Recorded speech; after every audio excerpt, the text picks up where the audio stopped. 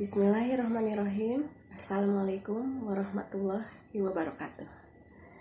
Apa kabar kalian semua? Sayangnya ibu, mudah-mudahan dalam keadaan baik ya semuanya.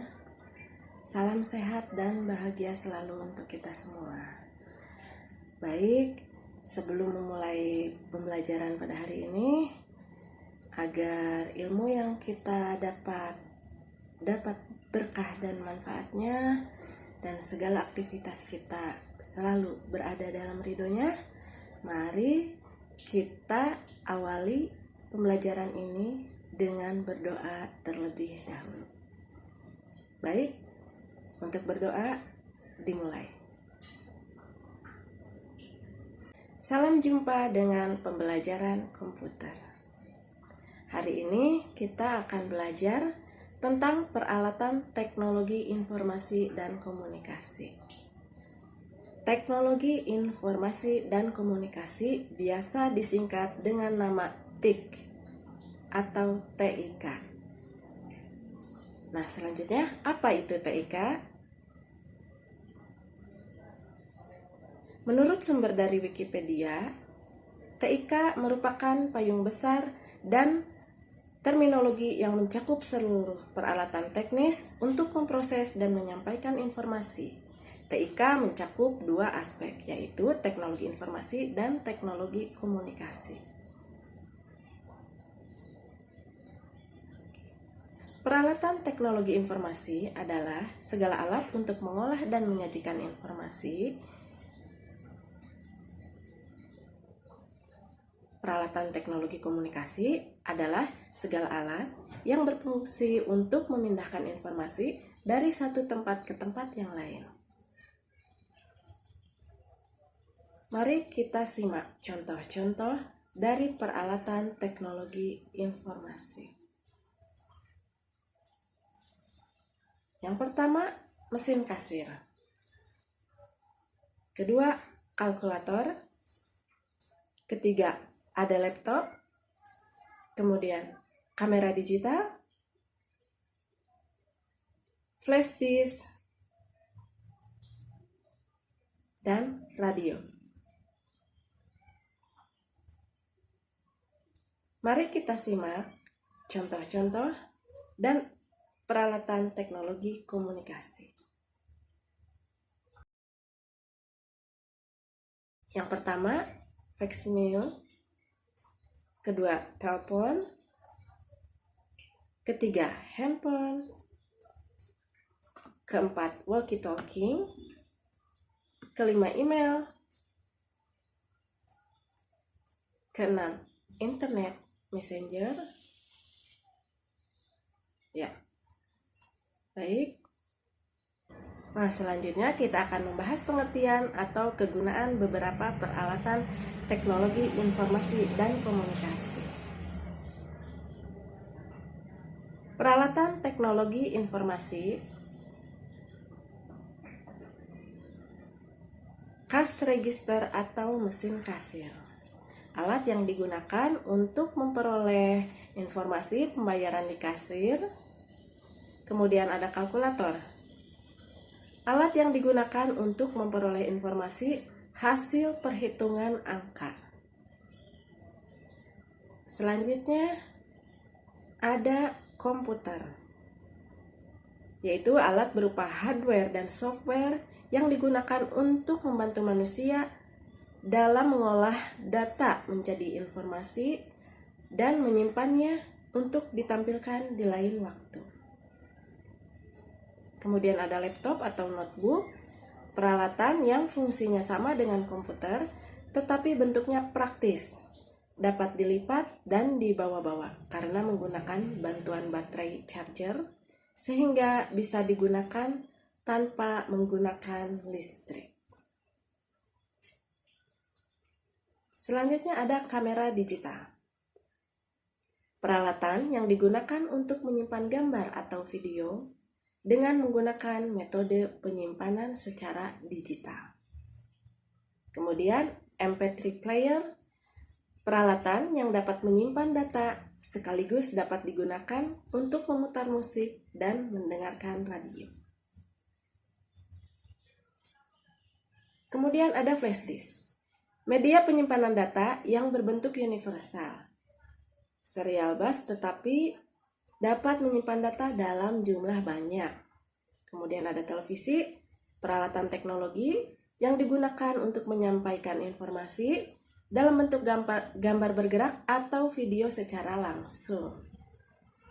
Kemudian ada radio, peralatan elektronik yang digunakan untuk menyampaikan informasi berupa suara dari stasiun pemancar melalui frekuensi yang telah ditetapkan. Kemudian ada koran, media cetak yang digunakan untuk menyampaikan informasi yang berupa tulisan dan gambar. Kemudian ada majalah, media cetak yang digunakan untuk menyampaikan informasi yang berupa tulisan dan gambar yang terbit secara rutin setiap minggu atau bulanan. Ya, kemudian selanjutnya ada peralatan teknologi komunikasi. Ya, contohnya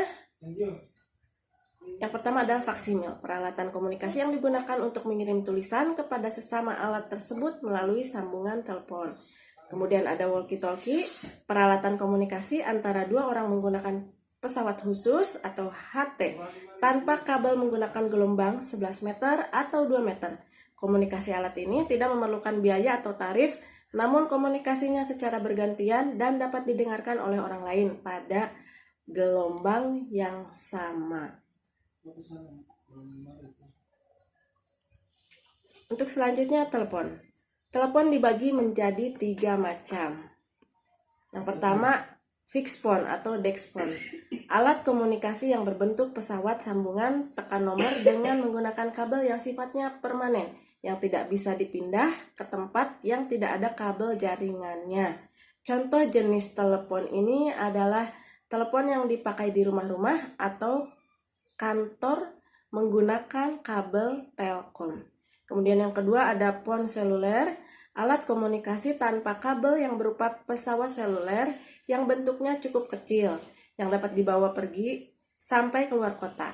Pesawat seluler ini harus menggunakan kartu jaringan agar dapat digunakan, sering disebut dengan handphone karena pesawat ini digunakan cukup ditaruh di tangan. Kemudian yang ketiga ada fixed phone seluler atau wireless desk phone, peralatan komunikasi yang berbentuk telepon duduk tanpa kabel yang dapat dipindah ke tempat lain. Oke. Kemudian ada email, media komunikasi yang digunakan untuk berkirim surat atau data melalui internet. Komunikasi melalui email lebih efisien, selain tidak perlu membayar proses pengirimannya dan sangat cepat sampai. Contoh perusahaan pembuat email yaitu seperti Yahoo, Gmail, dan lain sebagainya. Kemudian ada internet messenger, komunikasi antara satu orang dengan orang lain menggunakan teks, suara atau video dengan komputer. Komunikasi jenis ini dapat dilakukan dengan satu orang atau beberapa orang sekaligus atau yang biasa kita kenal dengan istilah conference. Ya. Kemudian ada dampak dari penggunaan TIK, diantaranya ialah dampak positif. Dampak positif yaitu diantaranya mudah mencari dan memperoleh informasi yang kita butuhkan. Dari dampak positif penggunaan teknologi informasi dan komunikasi, ya. Dan yang kedua, semakin cepat dalam hal berkomunikasi, mencari informasi, bepergian, berbelanja, dan lain sebagainya. Dengan fasilitas email sebagai komunikasi secara langsung, sekalipun melalui internet, ya. Selain itu kita dapat memesan tiket pesawat terbang, kereta, bus secara online untuk kebutuhan kita bepergian. Kemudian banyak kita temui di internet, situs jual beli online, sehingga kita dapat berbelanja secara online.